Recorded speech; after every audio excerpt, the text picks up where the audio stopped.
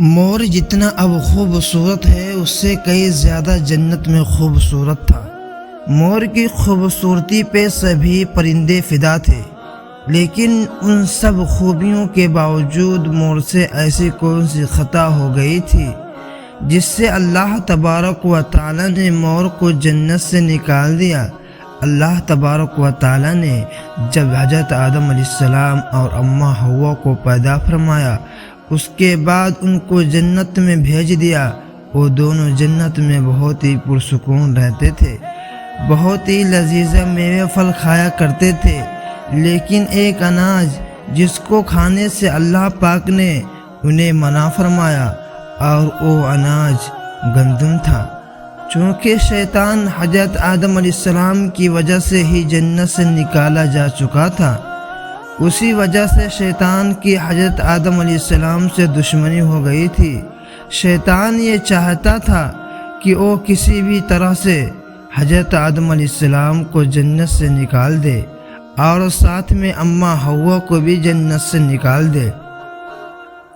جب شیطان کو یہ خبر ہوئی کہ حضرت آدم علیہ السلام کو تمام میوے کھانے کی اجازت ہے لیکن گندم کھانے کی اجازت نہیں ہے، تو شیطان انتقام کی آگ دل میں لیے جنت کے دروازے کے پاس بیٹھ گیا اور 300 سال تک وہاں پر بیٹھا رہا کہ کوئی جنت کے دروازے سے باہر آئے اور شیطان اس سے بات کر سکے۔ ایک دن اچانک سے مور جنت سے باہر آ گیا۔ شیطان اس کو دیکھتے ہی بہت خوش ہو گیا۔ شیطان نے پوچھا، اے خوبصورت پرندے، تم کون ہو؟ مور بولا، میں مور ہوں، اب تم اپنا تعارف کرواؤ۔ شیطان نے جواب دیا کہ میں عالم قروبیہ کا ایک فرشتہ ہوں، میں اللہ پاک کی عبادت سے ایک پل بھی غافل نہیں ہوں۔ میں چاہتا ہوں کہ میں جنت میں جاؤں، وہاں کی نعمتوں کا اپنی آنکھوں سے مشاہدہ کروں۔ شیطان مور سے کہنے لگا کہ تم مجھے جنت کے اندر لے جاؤ، میں تمہیں 3 ایسی باتیں بتاؤں گا جس سے تمہیں ابدی زندگی حاصل ہو جائے گی، تمہیں بڑھاپا اور بیماری نہیں آئے گی، تم ہمیشہ جنت میں ہی رہو گے۔ یہ باتیں سن کر لالچ میں آ کر مور نے کہا کہ مجھ میں تو اتنی طاقت نہیں ہے کہ میں تمہیں جنت کے اندر لے جاؤں، لیکن ایک سانپ میرا دوست ہے، وہ شاید تمہاری مدد کر سکے۔ یہ کہہ کر مور سانپ کے پاس آیا، اس کو ساری بات بتائی۔ سانپ بھی شیطان کی باتوں سے بہت خوش ہو گیا، پھر شیطان کو اپنے منہ میں چھپا کے جنت میں داخل ہو گیا، اور یوں شیطان اپنی چال میں کامیاب ہو گیا۔ جنت کے تمام نگہبانوں کو یہ معلوم تھا کہ شیطان یہ چال چل رہا ہے اور جنت میں داخل ہو چکا ہے۔ فرشتے شیطان کو جنت سے نکالنے لگے، تبھی اللہ پاک کا حکم ہوا کہ اس کو ابھی تک جنت میں ہی رہنے دیا جائے۔ وہ فرشتے اللہ تبارک و تعالیٰ کے حکم سے رک گئے۔ شاید یہ حضرت آدم علیہ السلام کا امتحان تھا۔ شیطان حضرت آدم علیہ السلام کے پاس اور اماں حوا کے پاس جا کر اپنی محبت کا اظہار کرنے لگا۔ وہ دونوں ہی شیطان کو پہچان نہ سکے، کیونکہ ماضی کے مقابلے میں شیطان کی شکل تبدیل ہو چکی تھی۔ شیطان کہنے لگا کہ میں چاہتا ہوں کہ آپ دونوں ہمیشہ جنت میں اسی طرح زندگی گزاریں، ہمیشہ خوش رہیں۔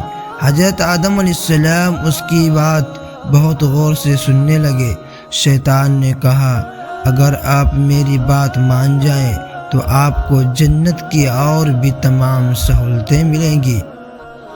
حضرت آدم علیہ السلام شیطان کے بہکاوے میں آ کر کہنے لگے کہ یہ کس طرح ممکن ہے؟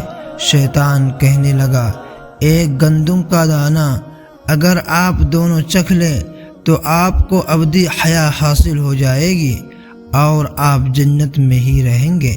یہ بات سن کر حضرت آدم علیہ السلام کے دل میں رجحان پیدا ہوا، لیکن ان کے دل میں اللہ کی نافرمانی کا خوف غالب آ گیا۔ جبکہ اماں حوا شیطان کی باتوں میں آ گئی، جس پر اماں حوا نے حضرت آدم علیہ السلام کو راضی کر لیا۔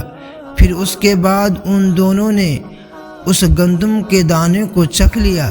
جیسے ہی گندم کا دانہ ان کے اندر گیا تو دونوں کے سطر واضح ہو گئے، جس کے بعد دونوں اپنے اپنے سطر چھپانے لگے اور خوف خدا سے کانپنے لگے۔ اسی دوران اللہ تبارک و تعالی نے فرشتوں کو یہ حکم دیا کہ حضرت آدم علیہ السلام اور اماں حوا کو دونوں کو زمین پر اتار دو۔ حضرت آدم علیہ السلام کو سری لنکا کے قریب نیچے زمین پر بھیج دیا، جبکہ اماں حوا کو جدہ کے سرزمین پر اتارا گیا۔ جن خوبصورت پیروں سے چل کر مور شیطان کو جنت کے اندر لے کر آیا تھا، وہی خوبصورت پاؤں اللہ پاک نے مور سے لے لیا۔ سانپ جو اپنے منہ میں شیطان کو چھپا کر لایا تھا، اس کے منہ کی خوبصورتی خوشبو کو چھین کر اس میں زہر ڈال دیا گیا۔ پھر مور کے ساتھ ساتھ سانپ کو بھی جنت سے نکال دیا گیا۔